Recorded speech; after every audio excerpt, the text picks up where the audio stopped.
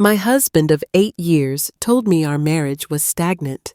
He said he loved me, but he missed the thrill of the chase. He sat me down and gave me an ultimatum.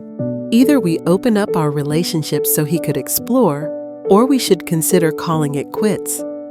I was heartbroken. I cried for 3 days straight. But eventually, I decided that if this was what it took to keep him, I'd try it.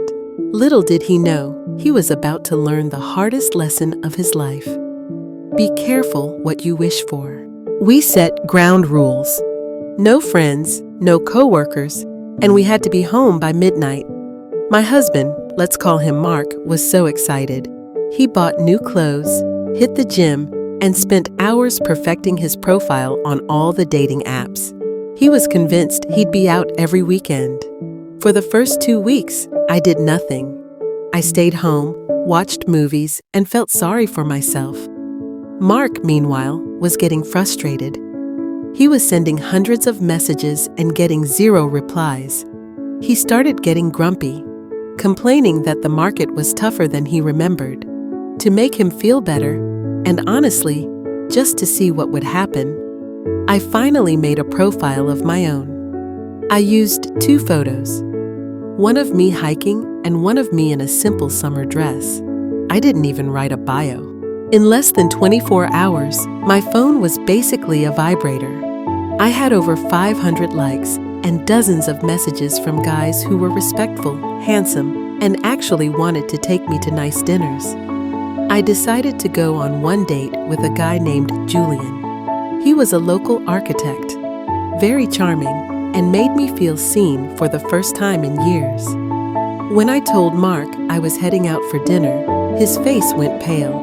He asked, "Wait, you actually found someone?" I told him I did, and reminded him that this was his idea. That night, I had a wonderful time. I came home at 11:30 p.m. to find Mark sitting in the dark in the living room. He hadn't eaten. He hadn't moved. He looked miserable. He hadn't had a single match in 10 days. Over the next month, the balance of power shifted completely. Mark was still striking out, while I was rediscovering my confidence. I was glowing. My friends noticed it. My coworkers noticed it. And Mark hated it.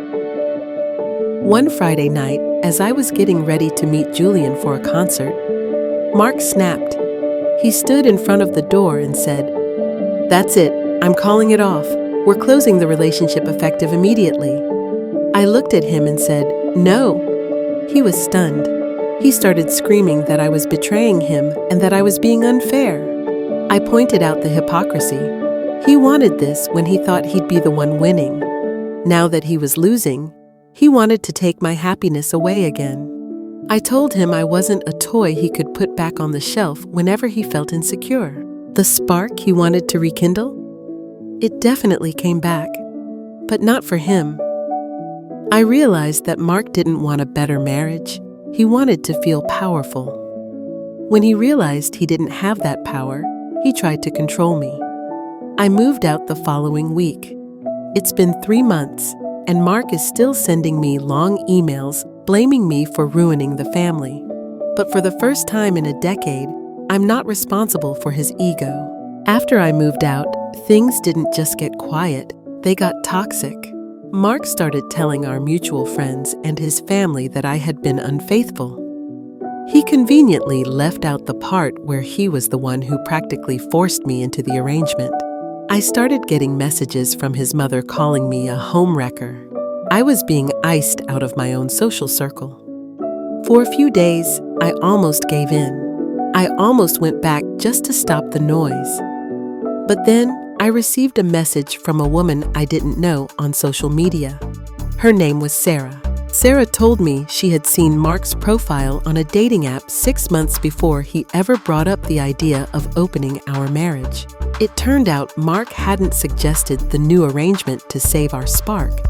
He suggested it because he had already been talking to Sarah and wanted a way to make his extracurricular activities legal in our household. The reason he was so angry wasn't just because I was successful. It was because Sarah had ghosted him the moment he told her the marriage was officially open. She liked the thrill of the secret, but she didn't want the reality of a man who was actually available.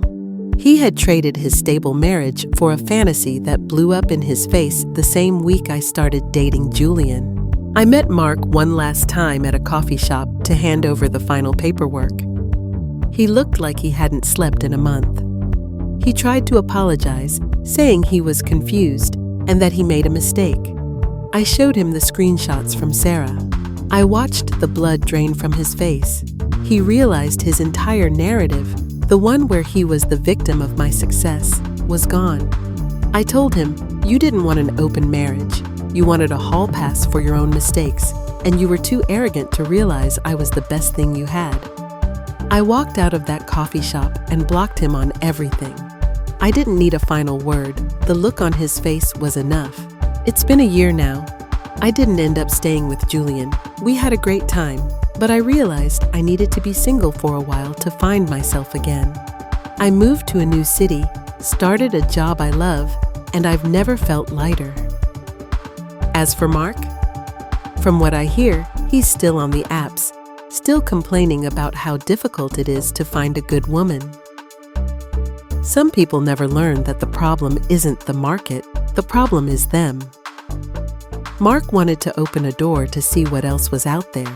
He just never expected that once the door was open, I'd be the one to walk through it and never look back. This story is a huge reminder that honesty is the only way a relationship survives. If you have to trick your partner into a new lifestyle just to cover your own tracks, you've already lost. What would you have done if you found those screenshots? Drop a comment below. I'll see you in the next one.